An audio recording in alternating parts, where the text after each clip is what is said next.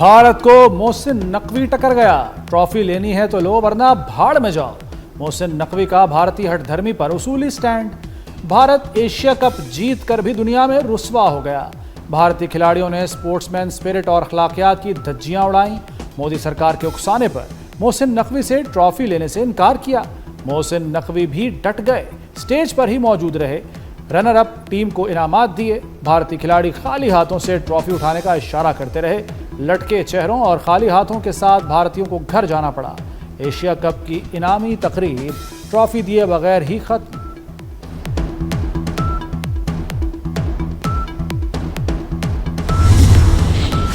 जंग की रुसवाई क्रिकेट से नहीं धुलेगी। चेयरमैन पीसीबी मोहसिन नकवी ने भारतीय वज़ीर-ए-आज़म के अनोखे वतीरे पर करारा जवाब दे दिया। कहा, जंग को खेल से जोड़ना मायूसी की अलामत है। किसी क्रिकेट मैच से हकीकत को तब्दील नहीं किया जा सकता। अगर जंग फख्र का पैमाना है तो तारीख में भारत को इबरतनाक शिकस्त हुई। भारतीय टीम ने इनकार किया, इसलिए ट्रॉफी नहीं मिलेगी।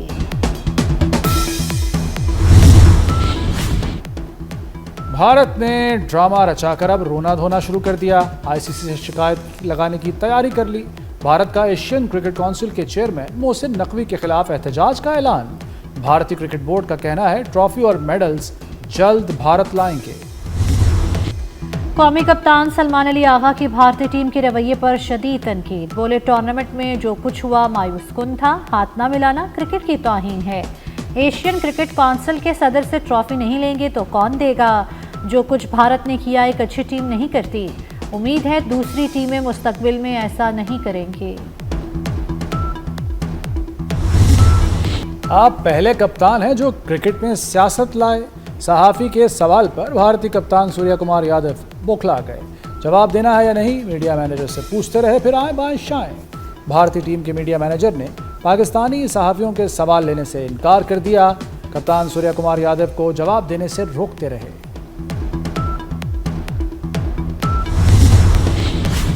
भारतीय टीम का रवैया खेल के मैदान को सियासत के गटर में बहा गया। भारतीय तजियाकार अशोक स्वाइन ने नरेंद्र मोदी को इंसानियत के लिए जिल्लत का बाइस करार दे दिया। साबिक क्रिकेटर रवि शास्त्री ने भारतीय बोर्ड को आड़े हाथों लिया। तकरीब में ताखीर को मज़ीका खेज करार देते हुए कहा कि इतना अच्छा फाइनल हुआ, लेकिन इख्तितामी तकरीब ने सब कुछ बर्बाद कर दिया। मोदी ने अपनी सियासत के लिए क्रिकेट की स्पिरिट तबाह कर दी। भारतीय टीम के शर्मनाक रवैये पर वज़ीर दिफा ख्वाजा आसिफ का रद्द-ए-अमल। कहा, क्रिकेट के कल्चर और स्पिरिट को तबाह करके मोदी अपनी सियासत बचाने की कोशिश कर रहा है। इज्जत इस तरह बहाल नहीं होती। पाक भारत जंग का स्कोर 6-0 पत्थर पर लकीर है। मोदी, भारत और दुनिया दोनों में खार हो गया। कौमी टीम ने मैच फीस भारतीय हमले में शहीद होने वालों के नाम कर दी। 7 मई को भारतीय जारियत में मासूम शहरी, खवातीन और बच्चे शहीद हुए थे।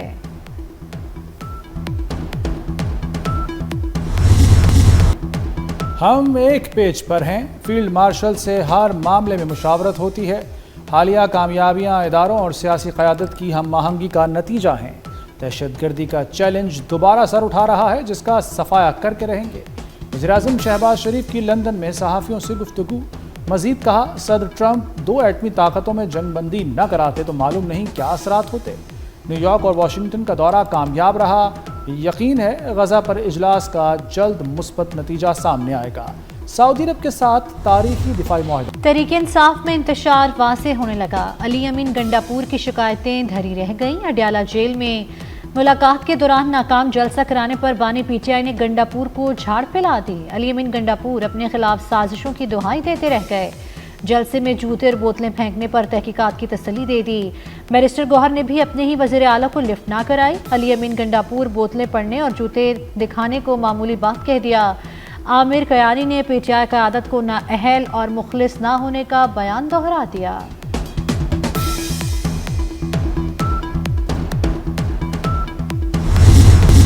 पंजाब का पानी, पंजाब का पैसा, किसी को क्या तकलीफ। पंजाब के खिलाफ बात की तो छोड़ूंगी नहीं, घर पहुंचा कराऊंगी। मरियम नवाज का जारहाना अंदाज।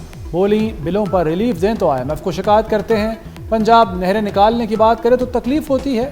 हर तकलीफ का इलाज बेनज़ीर इनकम सपोर्ट प्रोग्राम नहीं। अपने मशवरे अपने पास रखें। मुखालिफिन तितर बितर हो चुके हैं और एक दूसरे को जूते मार रहे हैं।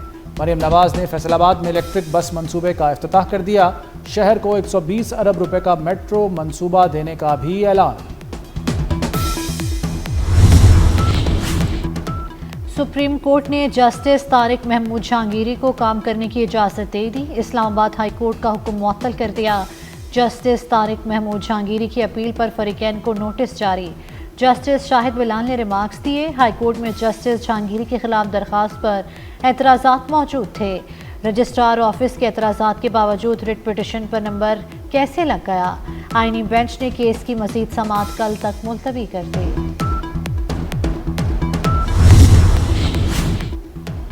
इनकम टैक्स रिटर्न जमा कराने की आखिरी तारीख में तौसी नहीं होगी। FPR ने IRS सिस्टम में सुस्त रवि की खबरें जाली करार दे दी। वाज़ेह किया IRS प्लेटफॉर्म मुकम्मल फाल है। पाकिस्तान और IMF के दरमियान $1 अरब की किस्त के लिए मुज़ाकरात। IMF वफ्द की वज़ीर ख़जाना मोहम्मद औरंगज़ेब से मुलाकात। Governor state bank, chairman FPR और दीगर हुकाम भी मुलाकात में शरीक हुए। पाकिस्तानी वफ्द की IMF को कर्ज प्रोग्राम पर मुकम्मल अमल दरामद की यकीन दहानी।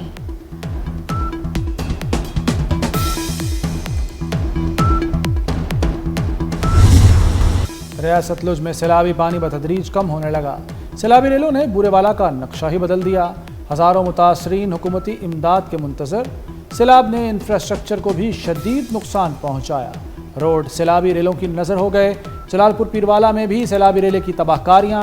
मुताद्दिद देहात सैलाबी पानी की नज़र। मुतासरीन की हुकूमत से इमदादी कार्रवाइयों की अपील। पहली इंसदादे सर्वाइकल कैंसर मुहिम मुकर्ररा हदफ हासिल करने में नाकाम रही। मुहिम की कौमी शरह 66% रही। पंजाब में HPV मुहिम का हदफ 68, सिंध में 65% हासिल कर सकी। आज़ाद कश्मीर में HPV मुहिम हदफ का 39, इस्लामाबाद 35% हासिल हो सका। मुहिम का हदफ 1,17,00,000 बच्चियों की वैक्सीनेशन था। मुहिम 15 से 27 सितंबर तक जारी रही।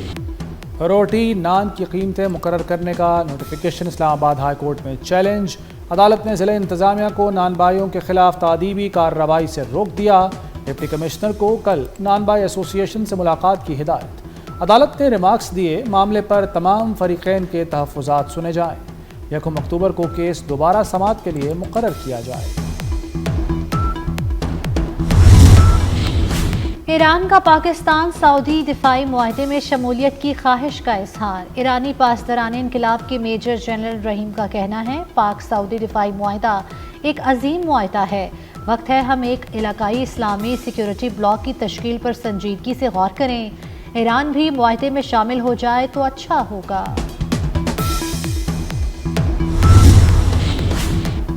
सदर ट्रंप से इसराइली वज़ीर-ए-आज़म की व्हाइट हाउस में मुलाकात। फ़लस्तीनियों के कातिल नेतन्याहू का ट्रंप ने इस्तकबाल किया। तर्जुमान व्हाइट हाउस कैरोलिन लेविट का कहना है कि गज़ा में जंगबंदी के करीब हैं। सदर ट्रंप गज़ा अमन प्लान पर कतर से भी मुशावरत करेंगे। उम्मीद है दोनों फरीक गज़ा मुआहदे पर रजामंद होंगे।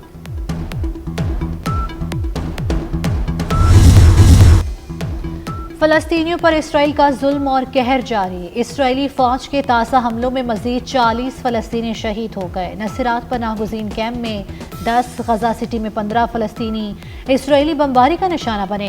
इसराइली हमलों में शहीद फ़लस्तीनियों की तादाद 66,000 से तजावज़ कर गई। सहयूनी फ़ौज ने गज़ा सिटी के कुछ इलाकों की आबादी के लिए हंगामी जबरीन खला का हुक्म दे दिया।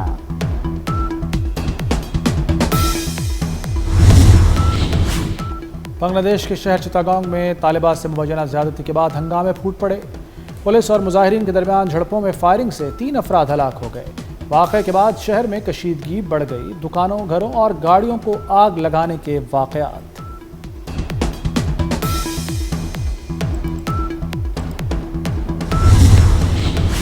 बदउनवानी, बढ़ते जराइम और पेंशन का नया कानून। नेपाल के बाद पीरू में भी जेएनसी की हुकूमत मुखालिफ तहरीक जोर पकड़ने लगी। दारुल हुकूमत लीमा शहर में पुरतशद्दुद मुजाहिरों ने फसादात की शक्ल इख्तियार कर ली। कांग्रेस के खिलाफ एहतजाजी मार्च के दौरान पथराव और पेट्रोल बम से हमले। 19 अफराद जख्मी। मुजाहिरीन का पीरू के सदर से मुस्ताफ़ी होने का मुतालबा।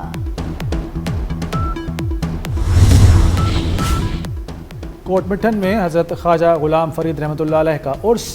मज़ार को अर्क़ गुलाब से गुस्ल देकर 3 रोज़ा तक़रीबात का आगाज़ किया गया। मुल्क भर से ज़ायरीन की आमद जारी।